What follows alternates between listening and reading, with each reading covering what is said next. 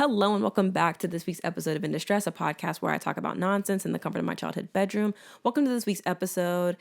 I have been doing entirely too much this week. I have the glasses on, and that's when you know I'm giving my brain, it's like a little cooked right now, okay? I haven't really been sleeping a lot because I've just been I'm not gonna lie, I've just been a content machine. Like I'm always making videos on TikTok, but this week, especially with like my other podcast that I started doing last week, I've just been trying my best to really get everything together. And I had this really great idea to do like this video, and I had the idea in my head, and I had a vision, and I was like, this is going to be great. It's going to be awesome. And then I sat down to record on Wednesday, and it went poorly. That podcast is still kicking my ass.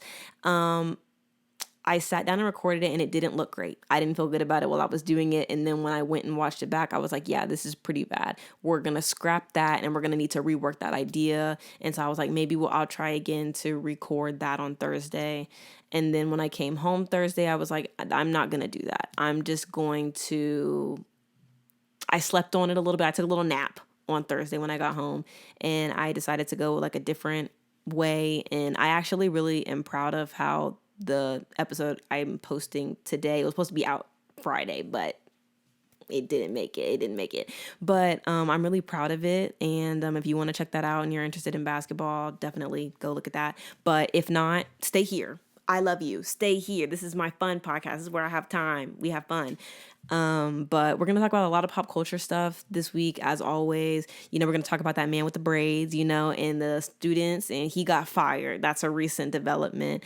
And we're going to talk about some other things. And honestly, I'm not going to lie, my computer is tired as hell of me. Like, I have been working this computer to the bone. She's a 2015 MacBook. Okay, the fan be kicking. She's hot. She's turning off. She's restarting. She is sick and tired of me because I just keep putting her through the ringer. I had her uploading basically an hour and 40-minute podcast on YouTube and Spotify at the same time. And also when I was editing it, that fan was kicking. The computer was hot. The battery wasn't even charging. And I was just sitting there like, girl, like I need to buy a new computer. But at the same time, my money is funny as hell right now. Like my money is so funny it's doing stand up down the street at the open mic nights. Yeah, that's where we're at. And y'all know I'm about to get laid off. So y'all need to like and subscribe. Y'all need to share. Y'all need to get in the comments. You ain't even share it. Girl, just get in the comments and yap. Like I'm a respond. Like it's not, and I'm not above asking. I'm not above begging for likes. I'm not above that. I actually think that we should be begging for more things in life. We should always be asking for help. Because there's one thing college taught me. People always say, oh, a closed mouth doesn't get fed. You don't really realize that until you're paying for your own education, okay? When you in that loan debt and you're just like, girl, I'm about to fail this test. Professor, when is the office hours? I need help.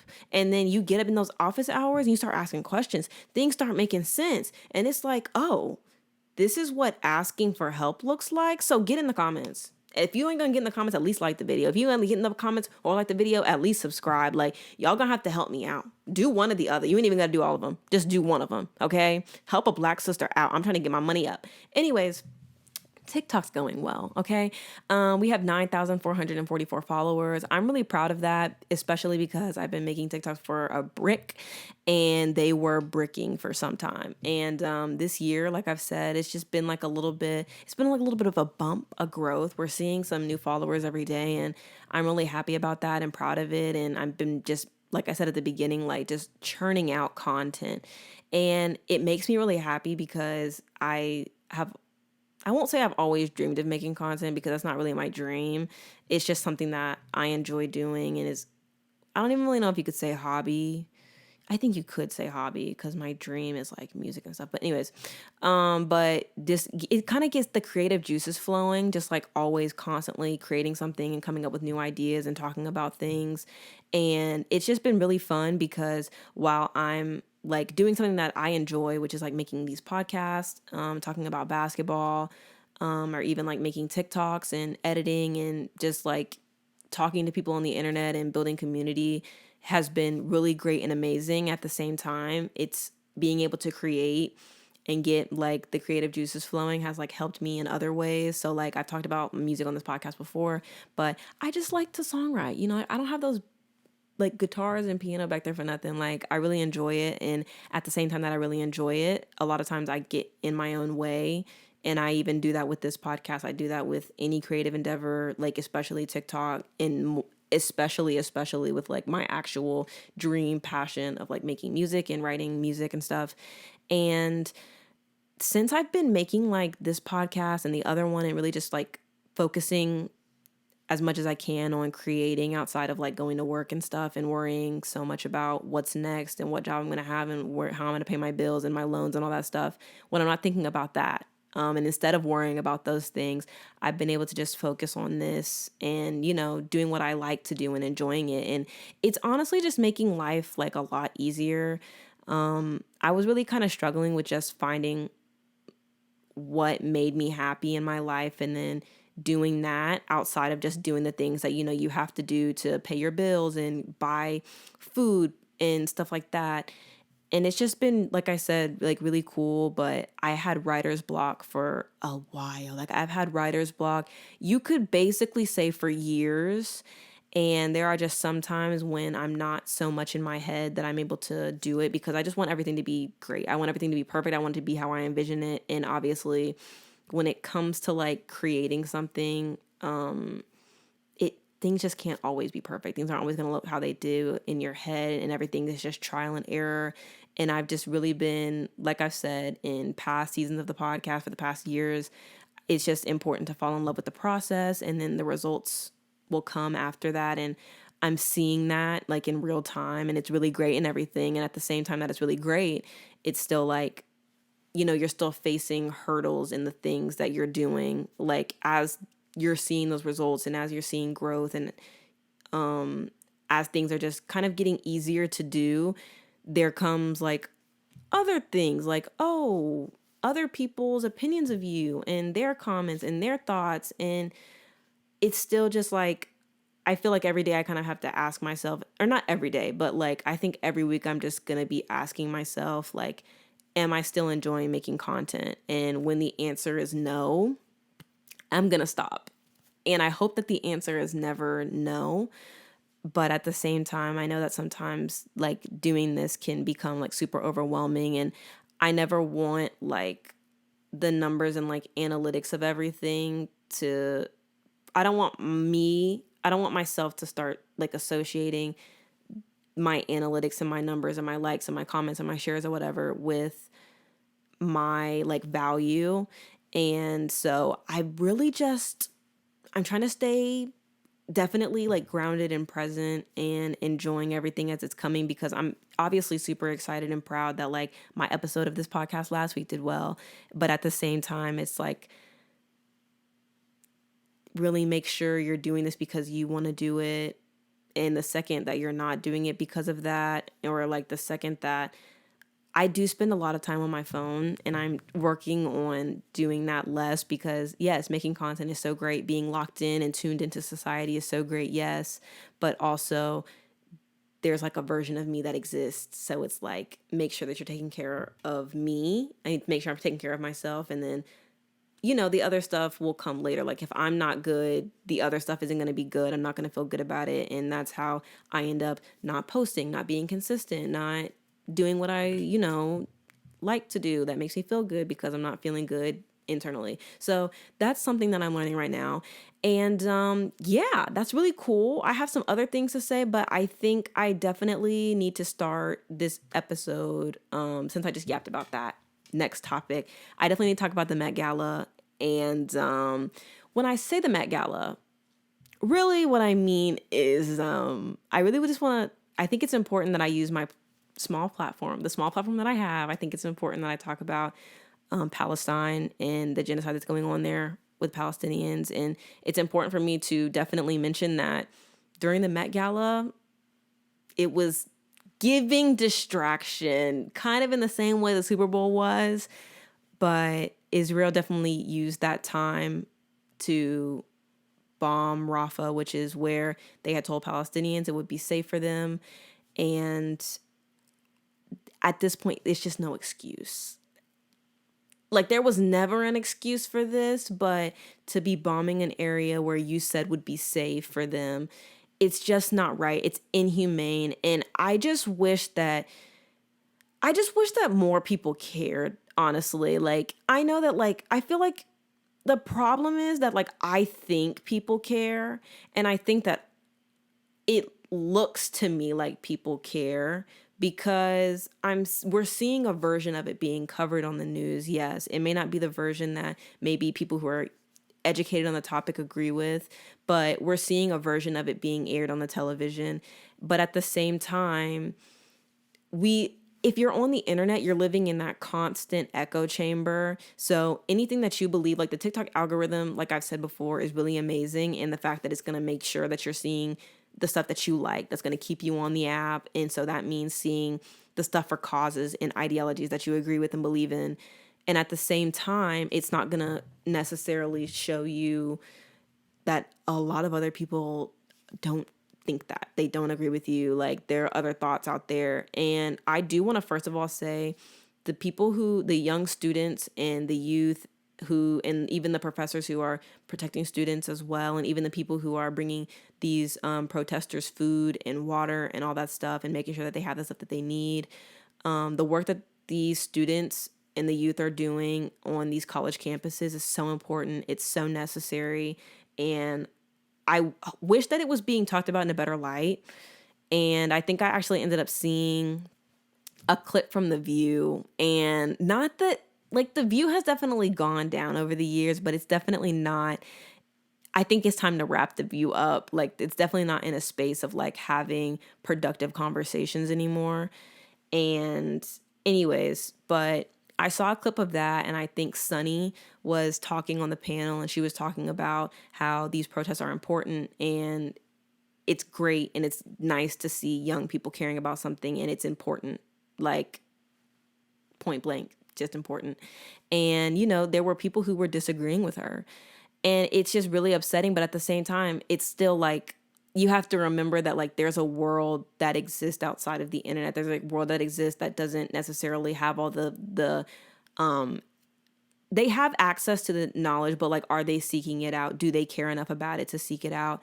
And the answer to that is generally no. But like I said, I just think it's really important to amplify those people. And so I'm always, like, reposting a lot of people's content, whether it's, like, more information on the protesters, or whether it's content from people who are on the ground in Palestine.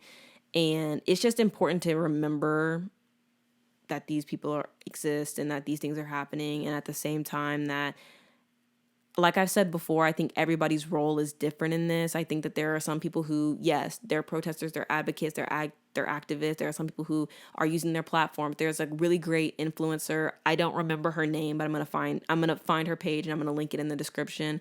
But there's an influencer who has been reaching out to other influencers. And I think some celebrities, I think it's just influencers, I don't really know. But she's been reaching out to people and trying to help them, like, trying to get them to, like, use their platform to get their followers to, like, donate money to some families who need aid or maybe are trying to leave. And I think that that's very important work. And I'm glad that there are people out there who are doing that. There are some people who are phone banking. There are some people who, are sending money to mutual aid funds. And this goes beyond just Palestine, like in Congo, Sudan, different places. And that work, like I said, is very important. And it's important that we amplify those voices and pay attention to them. And at the same time, there are also people who are the ones who are just posting on your Instagram story and making sure that the people that and you're using, like, whatever form of platform that you have. And like I said, it's just the echo chamber thing can be really tough because you're thinking that people care. And then, you go and have a conversation with somebody who's maybe 35, 40, in their 50s, 60s or whatever. And they're like, these protests they're harmful, and these kids don't need to be doing this. And we have other problems or whatever. And it's like, you aren't really understanding, like, you're not really seeing what's going on here. Like, and it's just tough because it's, like, hard to have conversations with those people because it's just like you're just not paying attention to it. Like, what you're being told on the news is not at all, like, the reality of the situation. Is not the full version of it. And I really just hate that the media in America feeds on misinformation. And we're just at a very pivotal time right now. And I hope that people are paying attention to what's going on around them. I hope that there are people out there who are caring about, who are definitely talking about the climate crisis that's happening right now as well. And there are a lot of things going on in the world. And I'm happy that there are young people who are advocating for them and talking about them. And again, at one point I was on TikTok and I was talking about them. But it was also like, I felt like I was just also in the way from people who actually are like actively, like trying to get the who actually have updates on the information, but also people who are trying to help get money for mutual aid stuff, but also just for families and trying to help them out. So I mostly just repost a lot of stuff now, and I try to remain educated on everything as it's going on, and using my platform, which is this podcast, to talk about it because I care about it. And I just think it's important that we all understand, like, at the end of the day, like, to me and for me, it's never going to be okay to be pushing people off of the land that they've lived in. It's never going to be okay for you to just be killing people senselessly. And again, I'm just really disheartened and upset by the politicians in this country who, now they're kind of calling, some of them are now calling for a ceasefire, but they're also condemning other aspects of this without acknowledging that none of this happens without the Israeli occupation. Like, Hamas isn't created without the Israeli occupation, and the oppression that and the oppressive, like, things that they've done to Palestinians. And I just want people to understand the full picture, and I want people to go and get the knowledge, seek it out. So I'm going to leave some sources and stuff to understand if you still don't really know what's going on. I'm going to leave some links to some places and some people who are always talking about Palestine. And I'll probably be leaving some links to like some donation places or like some to GoFundMe's or something. And yeah, so glad we talked about that. The Met Gala, these people, I'm going to be honest with these celebrities, I've said this before, I don't really expect a ton from them. I'm going to be honest.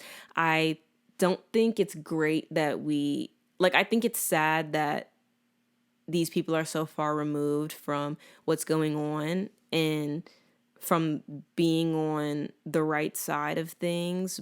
But at the end of the day, like, I think money and fame and wealth changes people. And once, you get to a certain level in society, it just becomes like, it's just about, you and cashing that check and getting that money and keeping it pushing. So I think it's hard to see people who you support and think are talented or whatever, or have even liked in the past or like their music and stuff. It's hard to see them kind of not use their platform and talk about the things that are important in the world. But, at the same time, it's hard to have expectations for people who don't have expectations for themselves or the people around them. So, it's kind of like with like a lot of like the allegations that come with being a Hollywood celebrity. It's like, if people know about these things and let that slide, of course, they're not going to be vocal about this. Like, it's very on brand for them. And I just don't get disappointed by it anymore, because it's just honestly a sad truth, even for people who aren't celebrities, even for regular everyday people. So yeah. So there we have that. Now on to the pop culture stuff, because it's time to get in it. But actually, one more thing. To the lady that sent me a DM on TikTok with a little waving emoji and said, blocked. What's your beef, lady? Like, what's your beef? Because the thing is this, it's not even that like I care that she blocked me, because obviously I do not. Like, obviously I've said before, like, not everybody's going to agree with you. Sometimes people just don't like you. Like, it ain't got nothing to do with me. Like, girl, for everybody who doesn't like me, I'm sure there's somebody out there who likes my content. Or even if they don't, I like my content, so it really doesn't matter. But I don't know why I don't know why you had to tell me you blocked me. It's kind of like I just wish that she had kind of treated this like when you drop a friend, like a friend who just, you done told them over and over again, like, girl, you're just not cutting it anymore. Like, you have got to do better. You got to be a better friend. You got to show up for me. And then they just don't do it. And you're just like, girl, you just drop them. You don't even tell them. Why couldn't this have been treated the same way? I need that lady. I just need us to collectively on the internet come together. And I just need us to be normal. You know what I'm saying? Like, I block people all the time. I don't say nothing. Like, I'm not sending a DM blocked. Like, girl, was I supposed to care? Like, I'm hurting so bad. Somebody didn't like my content. They blocked me. Girl, please. Ain't nobody worried about you. Anyways, I need to get that off my chest. I did. Anywho, the braids man. Let's get into it. The pop culture. The braids man. So if you're not up to date on the situation, there was a teacher, and I don't know where he was teaching at. I don't. But he had his hair like in like braids or twist or whatever. And apparently he said that he had a hair appointment after school, and he didn't take the braids down beforehand because they had like a camera crew coming in to the school to like record for something. I don't know. And so he said that he was going to be asking some students to come back to his class near the end of the day to help him take his hair down. Now, here's the thing. I have seen people on TikTok debating this topic like crazy, okay? And he was even in some of the lives. Like, you can have like a couple people in them things, and he was in there talking about, I just don't get what the uproar is. Like, I care about these kids, and these are basically my kids, and I don't even see them. Like, dude, it's like anything, I would ride for these kids. And he was just doing all this rah-rah. Here's the thing. Here's the problem. First of all, for me, from my opinion, this is just my opinion, I don't like people playing in my head. If I can't make it to the appointment and I haven't done my takedown process, we're rescheduling the appointment. I want to know why that was never like an option. Cancel the appointment. If you can't take your own hair down, cancel the appointment. Secondly, my other thing is, if you do the crime, you've got to do the time. This man got fired, okay? Because this situation blew up on social media. The problem is this. If you were going to do that, you cannot be recording your crimes. This is the problem with the social media right now, okay? And even with him, he came out with the podcast mic and a full like lighting setup. Sir, have you been preparing for this moment? What's going on here? It feels like he's kind of leaning into the virality of it. Okay. I don't even know if that's a word, but it feels like he's leaning into the fact that this has like become a viral thing. And he was on TikTok crying and I'm reading emails from the kids. Sir, if you didn't want to get caught, why would you record yourself doing that? That doesn't even make sense. And even then, he can say, oh, well, I didn't see it as a problem. Why are you on TikTok live while the girls are taking your hair down? Like, I'm sorry. There are just far too many holes in this story for me personally. That's just my opinion. The public opinion is that it was what people are saying is that it was unprofessional. Okay. They're saying, that, there needs to be boundaries between teachers and students. And I saw a lot of, everybody wants to be the cool teacher, and we need to stop doing that. We need to get back to just teaching the kids. And then there's the other half of the argument where people were kind of talking about like, he can do this, like there's nothing wrong with this, like he just is close with some of the students and there's nothing wrong with it, and there's nothing unprofessional about it. And like I said, I really don't know where I sit on this, because to me, I think teaching is a very important job in society. I think it's important to have a relationship with the kids that you're teaching. Like, I work with kids in an after school program, and like having a relationship with the students and with the kids is a part of the job, so that, like if something's going on at home or something, that they feel, comfortable coming to you. But at the same time, I didn't necessarily, at least when I was like younger and stuff, I don't really know. I didn't really grow up with like teachers who were just, oh, that's the cool teacher per se. Like maybe there was like one or two of them when I was in high school, but that was it. Like for the most part, a lot of teachers like hard boundary, like they'll giggle, haha, joke with you a little bit, but like they set the standard at the beginning, like kind of like how your parents are like, I'm not your little friend. It's kind of like that. Like, yes, I'm your teacher and I, ask questions and, this is a space for us to be learning and growing amongst, along with each other. But at the same time, it's kind of like, I'm still your teacher. Like, I'm still older than you. I'm still like, it's still like there's like a level of respect there that needs to exist. And I'm not saying that these kids didn't respect him, but there's just like certain things that like you just kind of don't do. Like, and even like when I was in school, like your teachers were not letting you follow them on Instagram, none of that stuff. Like you weren't getting that follow, like they weren't letting you follow them, and you also weren't getting a follow back until after you graduated.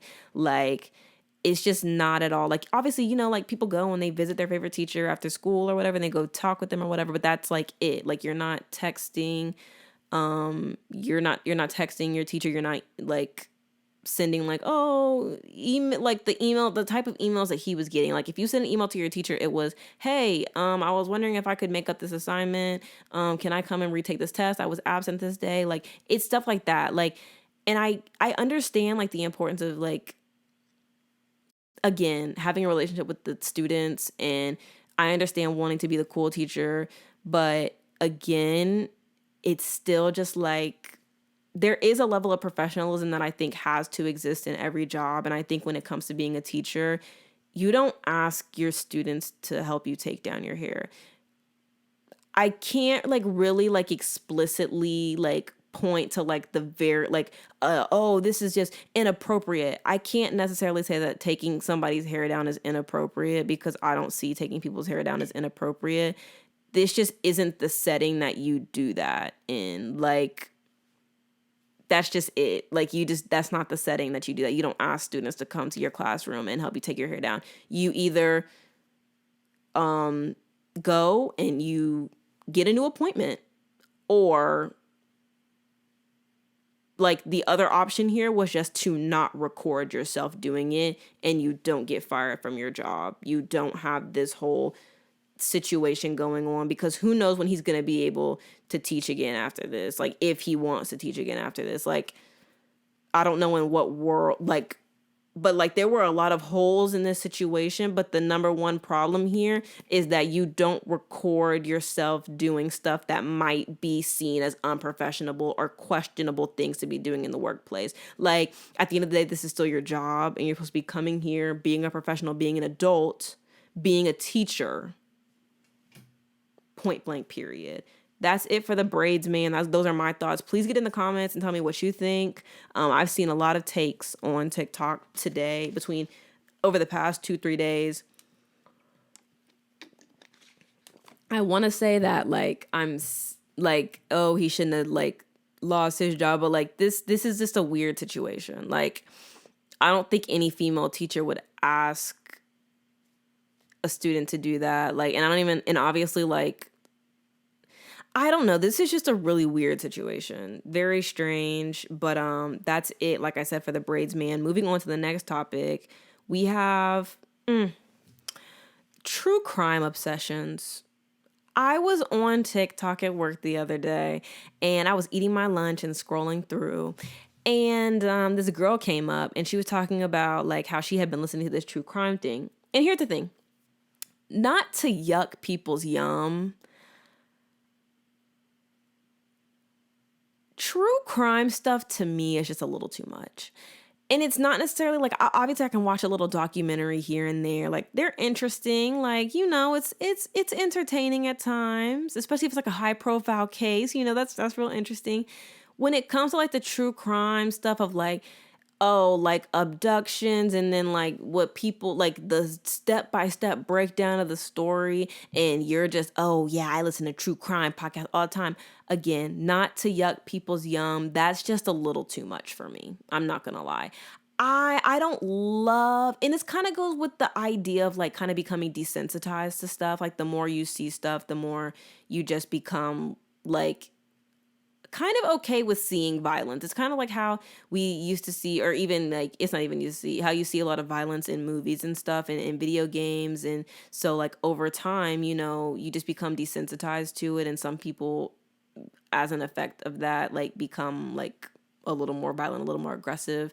And to me, I just feel like true crime is just a little too much. I feel like if we hear too many stories like about it, like we just become so okay with hearing the stories. And like obviously there are people out there who are like, oh, like I just can't listen to it, like it makes my stomach turn, all that stuff. But there are a lot of people who enjoy true crime, and like to a certain level, it's not even that I have a problem with people making true crime content.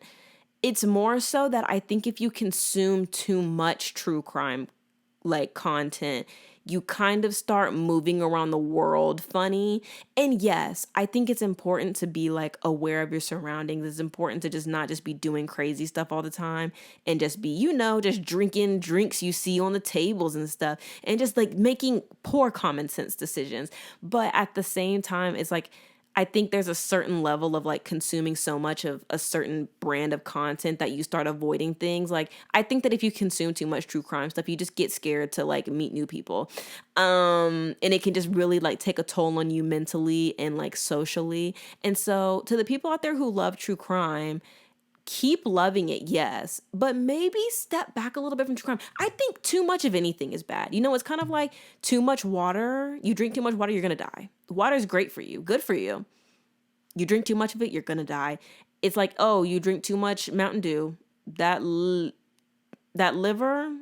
time's going to be up on that. You drink too much alcohol, time's up on that liver. You smoke too many cigarettes, you do too much of that vaping, time's up on those lungs. Maybe you have a heart condition now. These are the things I'm talking about. It's not that necessarily true crime obsessions is like, oh my God, so terrible, and it's true crime content's fault. No, I think the listener, the consumer, you have to monitor that kind of thing. And only you know you. But I'm not going to lie, for me personally, I can't do a true crime sit down the same way that I can't do sitting down and watching a bunch of Law and Order SVU.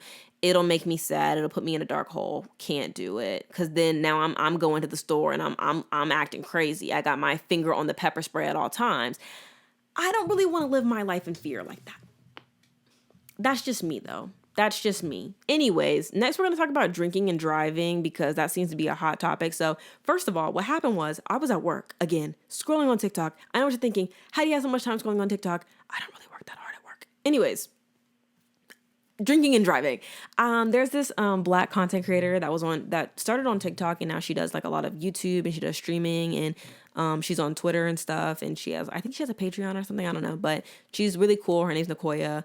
She's really funny, and she's, like I said, she's cool. She has like, I like seeing like content creators like slowly, start making their way around on different platforms. And it's really cool to see these people like, grow their audience and figure out new ways to entertain their audience and stuff, and kind of move away from the platform that they originally started on. I think is kind of cool. But she came on TikTok and she was talking about how she was met up with somebody who lived in her apartment building. And she was like, like as you like, once you move out, you just start making friends with people who like live around you and stuff. And so she was like, this person's like 25, like a couple years older than her.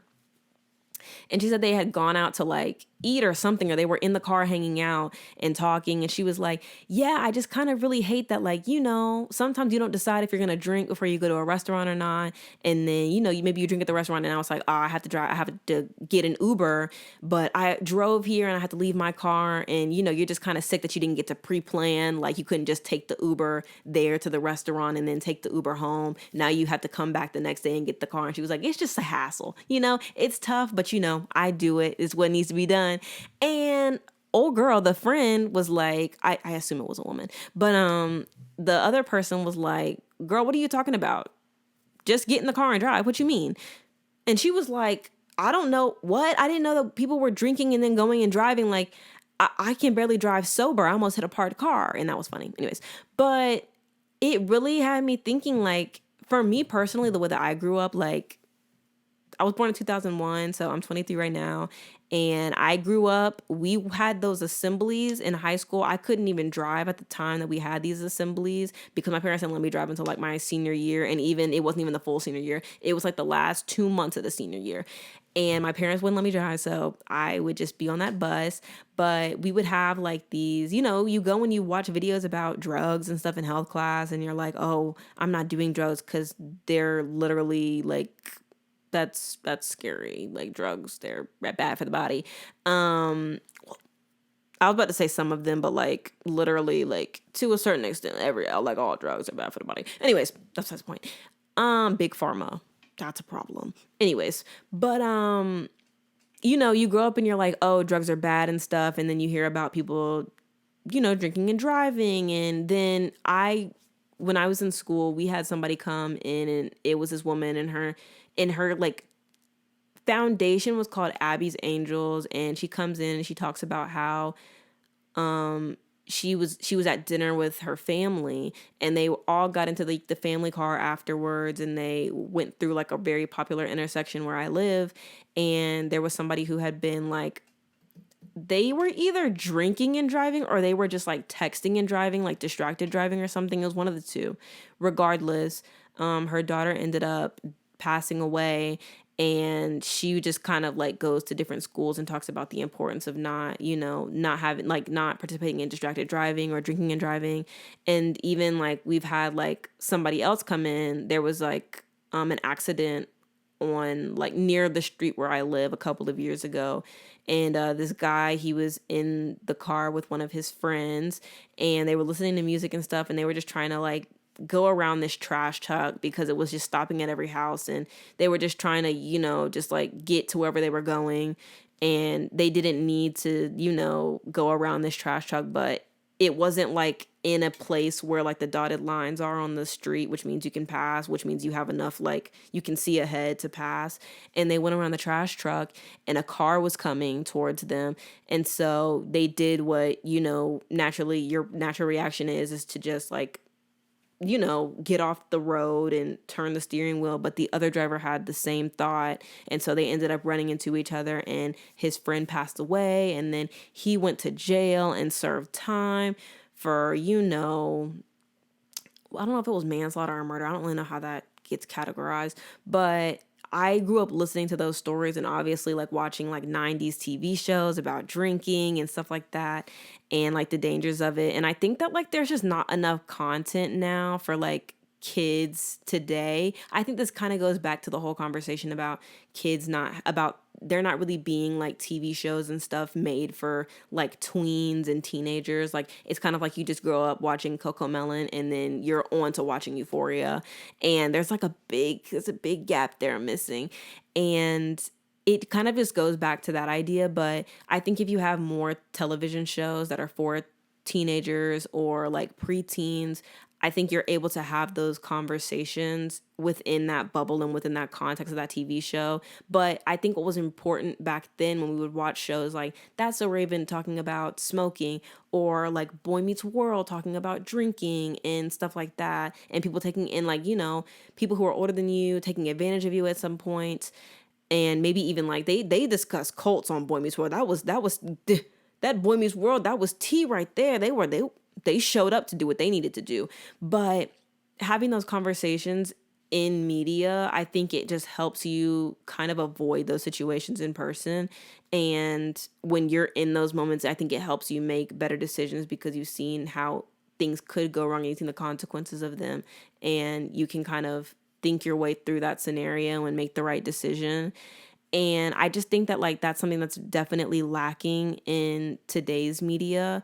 But also, back to what I was saying, like I grew up watching stuff like that, and so now I know how to make those right decisions, and I know I can kind of determine what's right from wrong. I can think about the consequences of my actions, and that's actually something that I talk about with the kids that I work with in the youth development stuff, because what I do is abstinence education. I don't necessarily agree with abstinence education. I think sex education should be comprehensive or more on the Audre Lorde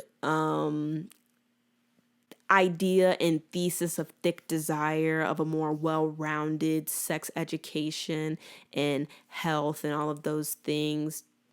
Very interesting read. If you've never read about Audre Lorde's Thick Desire, you should definitely go check that out. Very great sociology reading and piece there. Anyways, but yeah, I think being able to see those things and talk about them and really just talk like children through the decision-making process is important.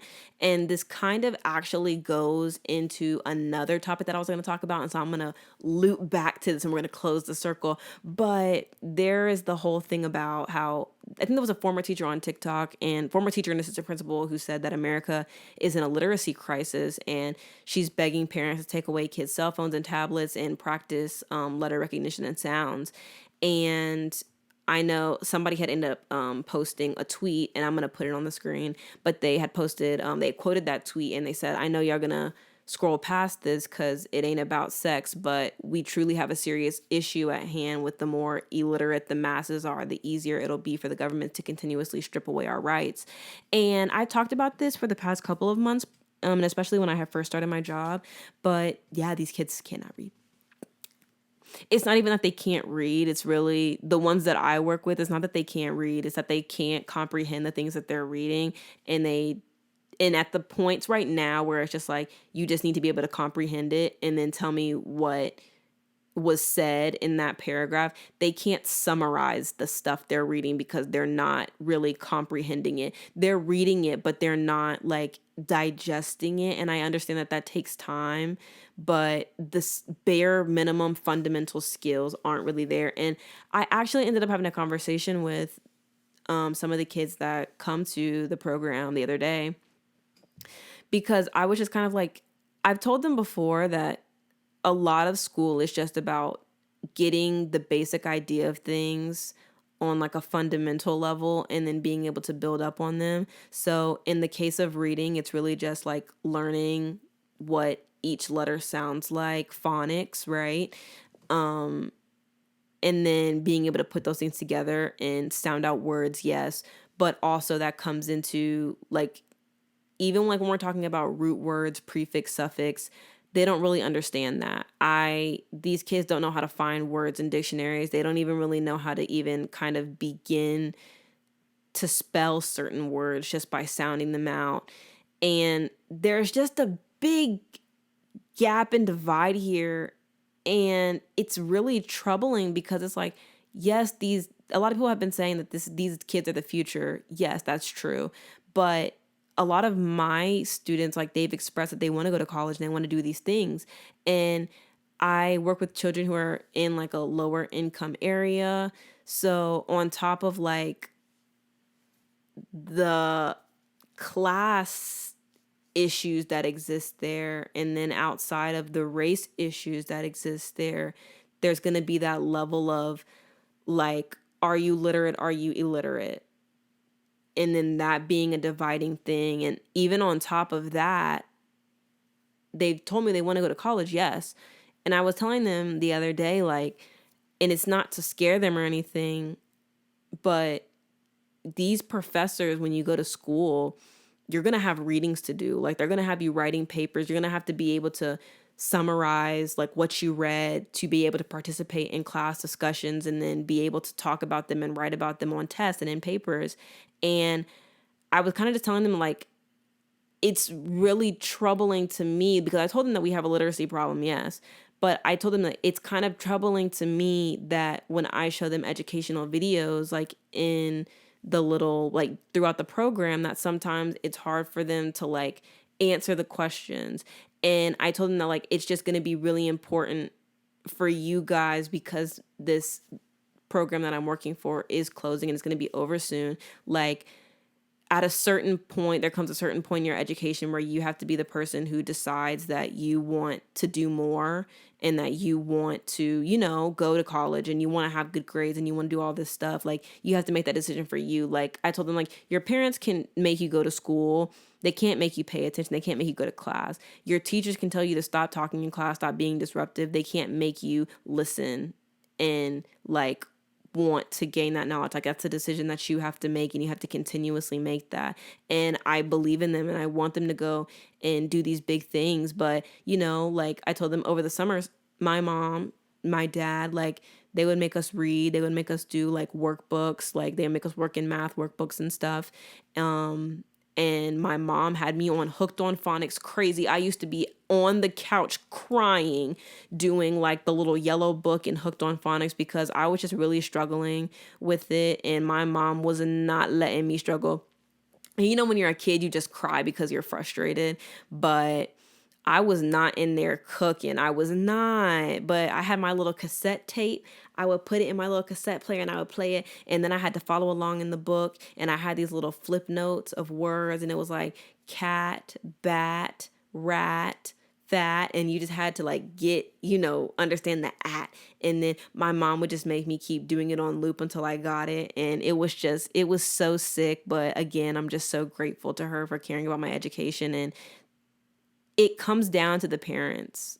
A lot of that comes down to the parents and making sure that they're reinforcing like what their kids are learning at home. But also, I think it's just really important that they ask their kids, hey, how was school today? What'd you learn today? I asked like, and the program that I work in, like me and my boss, we had started like asking them how their day was and stuff. And they would say like good, bad, or whatever. And then we started asking them like what they learned in school today. And they'd be like, I don't know. And so we started asking them what they learned so that they could, and we told them like, you're going to have to come in here with the answers. Like, if you can't tell me what you learned for the day, like, what are you doing at school? And I think that that's just kind of like, that's like just one of the ways that you can kind of get more into like what your children are learning. But also it really just comes down to, you kind of have to look at that homework. And even if they don't have homework, you might have to assign your own homework. Be like, girl, you're reading 20 pages of this book, go read.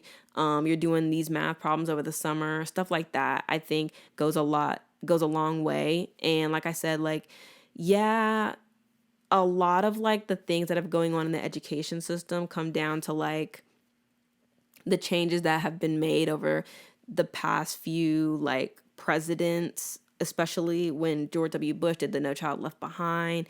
That really fucked us up. It fucked me up. It did. But I came out alive. I came out strong because I really cared about my education. And I just think, like I said, it just comes down to like the parents making sure that they care about what their kids are learning. And I even saw a TikTok the other day of this girl who was in class, and she said her parents are always making a big deal about her coming to school and how she misses school all the time.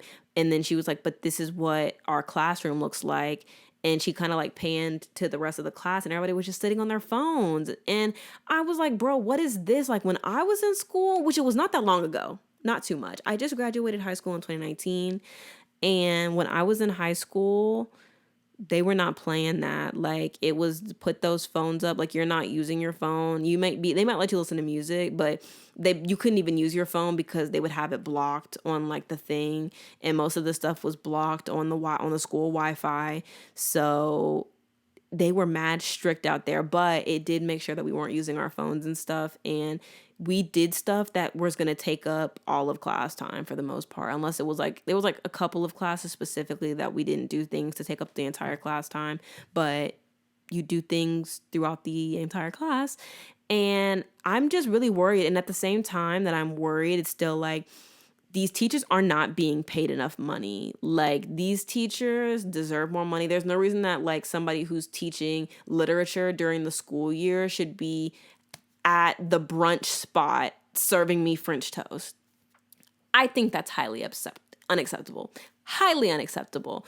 Teachers should not be going through that. Like, y'all need to pay teachers a livable wage. There's no reason that a teacher should be working a second job over the summer to make ends meet. There's no reason that a teacher should even have to have a second job after working at the school. Like, it's just inexcusable and it's not okay. And America's going to have to start taking better care of its people because it's just getting absolutely ridiculous.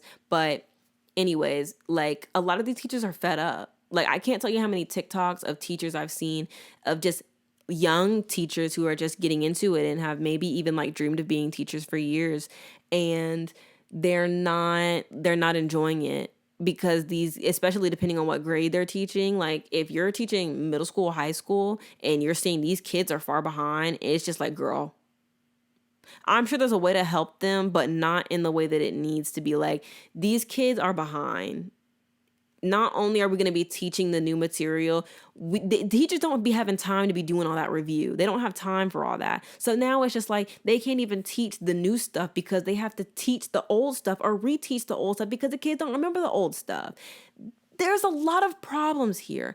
And the education system is just continuously more focused on like banning things and making sure that we're not talking about XYZ when we need to be focused on how are we going to make sure that these kids can read. And at the same time that I'm saying that, I know that the goal here is to make sure that the kids can't read.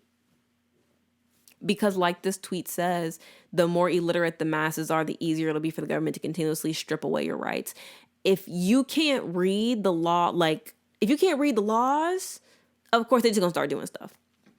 And then when you don't have media and news sites that are giving you the unbiased truth about that stuff, we have the situations that we're starting to have right now of like people not getting the full picture of stories because they're not going and seeking out the stuff. These people now, right now, we can read. People just aren't seeking out the information. So what's going to happen in the future when this kind of thing is still going on, but these people can't even read the resources. They can't even read, like they don't even understand what's there. There's a lot of problems here, but it doesn't go like unnoticed to me that the kids can't read, but that this has been something that's been in the works for some time. Like this didn't just start during the pandemic. This is not a problem that started during the pandemic. Those reading scores have been going down for years. And then when you have people in youth development programs telling you that, and you're like, hey, we need to work on these things because the kids are struggling. And then you get white men in power or white men above you telling you, no, this program's just to go on fun trips. Then you go and lose the funding and now nobody gets help. It's crazy how things are always somehow linked back to people in power. It's really crazy how that happens. But back to the drinking and driving thing that I was talking about, because we had talked about school, so I just like, let's just connect it. Anyways, it's a popular TikToker. I blocked him a while ago. I'm not going to lie. I got some bad vibes from him. My friend Xavier was like, he just loud, honestly. And I don't really like his content like that. And I was like, that's real, because I was going to put it a better way. But when he said he's just loud,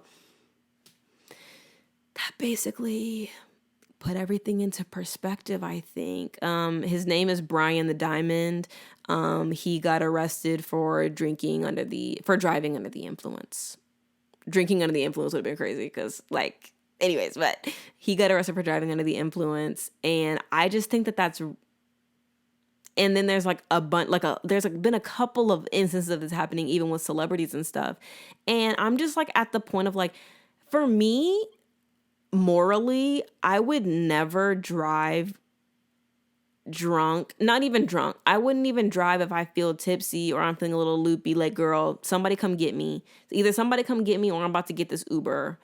Never any other option, because, and this shouldn't be like the only thing that stops me. One, it's just wrong to do that, and you're putting a lot of people like in harm's way. And I actually heard a statistic the other day that there is actually 30 people die every day from people who were driving under the influence. And that's an insane number every day. And there's 365 days in the year. Like, that's insane. But also, I just I would never forgive myself. One, if somebody got hurt in like a car accident, that like I could have like avoided that happening by me not drinking something and getting behind the wheel, just hurting somebody. But I cannot imagine what it's like. I cannot imagine somebody losing a family member or a husband or a wife or a child or a family member because I got behind the wheel after drinking, just because I just couldn't be bothered to get an Uber, or I couldn't be bothered to come back the next day and get my car. Like, people are really insane. Like, don't drink and drive. I don't really know why that's up for debate. Like, and there are a lot of people who are getting out of this because of their status or because they have money or something. And drinking and driving is not and has never been okay, and we don't need to be normalizing that or normalizing like the conversation around drinking and driving being okay. Like, oh, I can drive tipsy, I'm fine, I'm good, I'm good. We don't need to normalize that. Drinking and driving is never going to be okay. That's not okay. Hard stop. Next topic, JLO. People are having problems with JLO. People have been having problems with JLO. Actually, apparently people were upset about the Met Gala situation because I think somebody had asked her like who she was wearing, and she was kind of a little dismissive towards them. And she answered the question, but she just, you know how some celebrities, they'll go and they're like charming, they're personable, they'll go and look you in the eye and be like, oh my gosh, yeah, I'm actually wearing this. I love your dress. What are you wearing? Like, and then they tell you, oh, I just got this from blah, blah, blah, blah, blah. I love it. It looks great. It looks amazing. You look amazing. I love your makeup, giving, really interacting with the people. One thing about JLo, she don't give a fuck. One thing about JLo, she doesn't give a fuck. And I can't even be mad at the girl for real, because for me personally, I wouldn't want the general public to like have a perception of me, even if it was the truth. It used to be like back in the day, you didn't want people to think you're a diva. You didn't want people to think like, oh, I'm tough, like she's tough to work with. I've heard bad things about her. You don't want the general public thinking that, right? And if I'm personally having a general public relations crisis, I'm going to be super attentive to offset those rumors. Like, I'm going to make sure that the public is just getting like misdirection at all times. Like, yeah, maybe one of my co-stars said that in a blind item about me. She's just so hard to work with. She's the worst. Always shows up late. Doesn't care about anybody. Is always just verbally abusing people. You can say that, and then maybe I go to the red carpet and I'm just, oh my gosh, I am just, thank you so much for this interview. I love this. This was really great. Go in there. You have to at least lie. At least go in there with lies. JLo doesn't give a fuck about that. She just be acting nasty. She's a nasty little thing, that JLo. And what's really crazy is when people were posting about like the movie that she had put out for her for her album on Amazon Prime, she was getting the videos taken down. That heifer is no good. Like, she's no good. She was getting the videos taken down, and she was getting people's accounts taken away. And that's when I knew JLo was really getting down. She was real nasty. That's when I knew. And if she gets this video taken down, I'm going to know. I'm going to know who it was. I'm going to know who it was. She don't take no slander. She don't take no BS. And the more I hear about her, the more I learn about JLo, the less I want to know. I think that it would be really great for her career if she just sat down in the corner somewhere. You know what I'm saying? Like, I've liked a lot of her movies. I think she's a pretty decent actor. She's done some great movies, some great pieces. It's just sometimes she gives insufferable, especially when she was doing that roundtable interview with Scarlett Johansson and them. She dropped the ball real bad on that, I fear. Everybody looked over it. Everybody looked like they were ready to wrap it up. They were ready for her to go home and stop yapping. She was just cutting everybody off, making it all about her. And there's something about that is just so funny to me. And I think JLo's funny.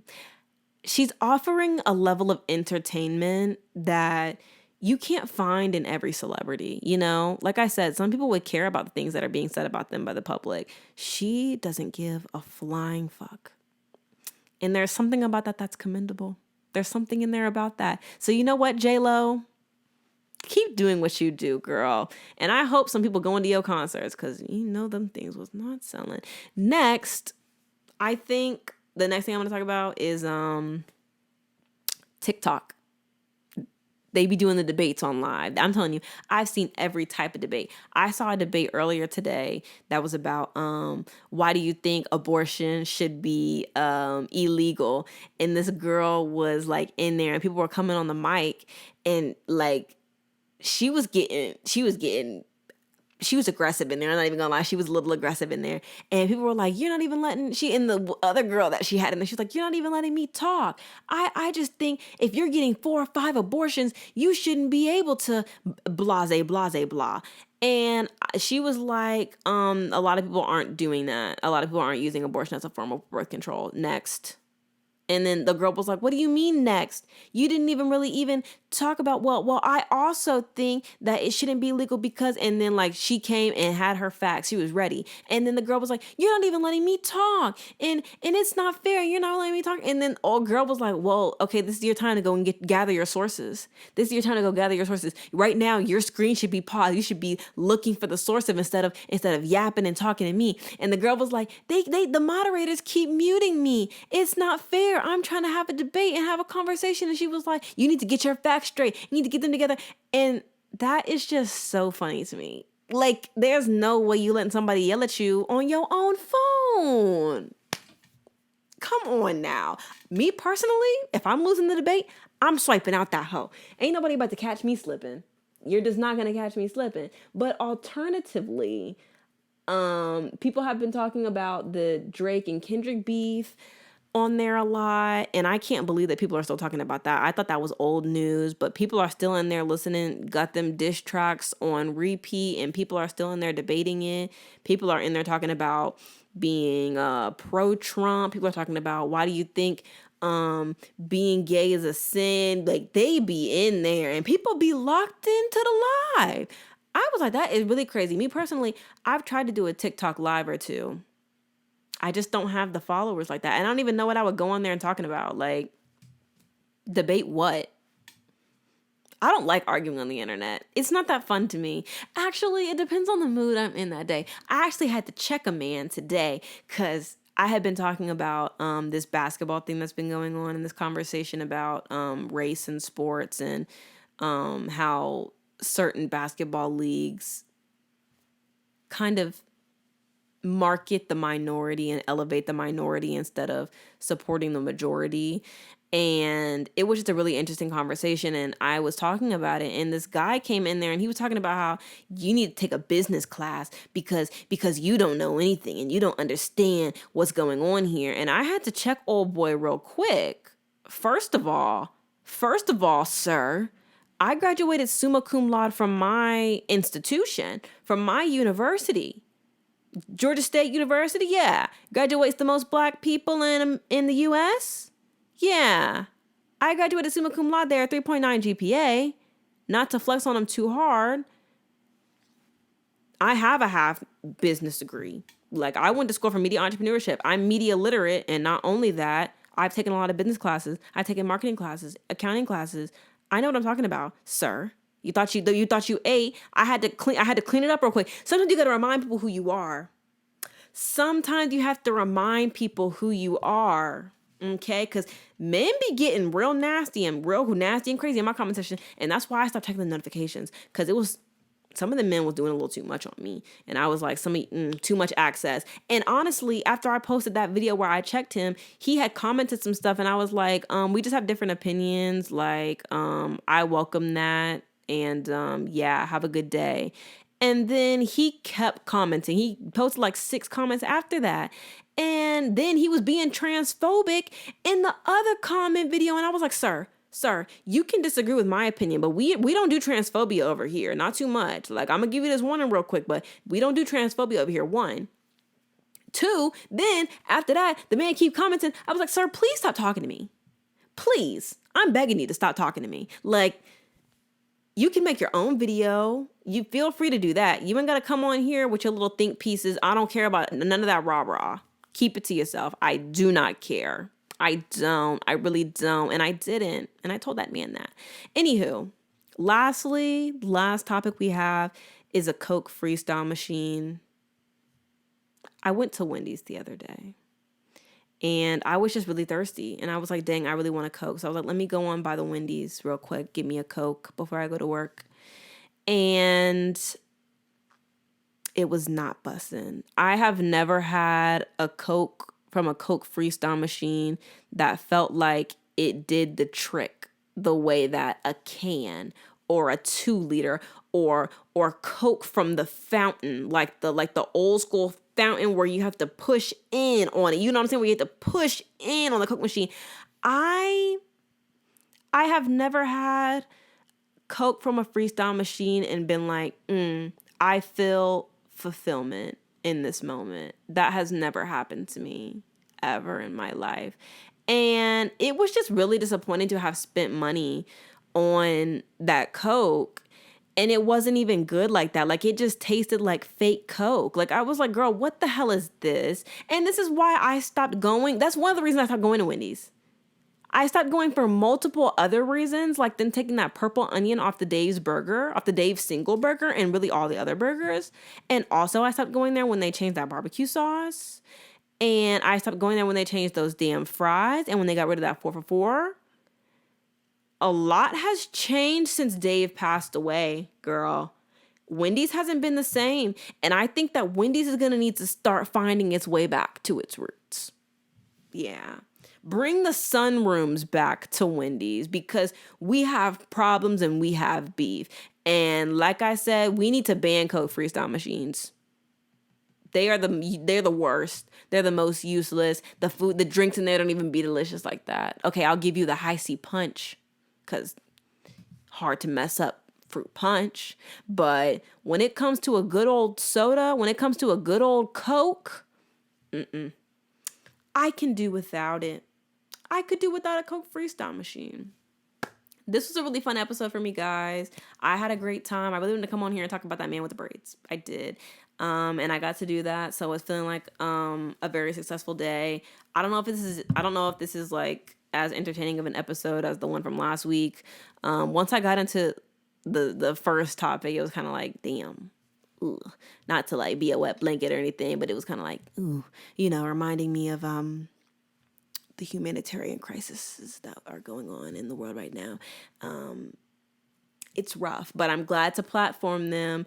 Anywho, I hope you guys come back next week, and we're just going to be yapping some more. Hopefully some fun pop culture stuff is going on then, and it'll be a good time. I had a good time, and I'm proud of what I did here. If nobody else is, well, maybe come back next week and I'll try again. But this was really fun. I'll catch you guys next week.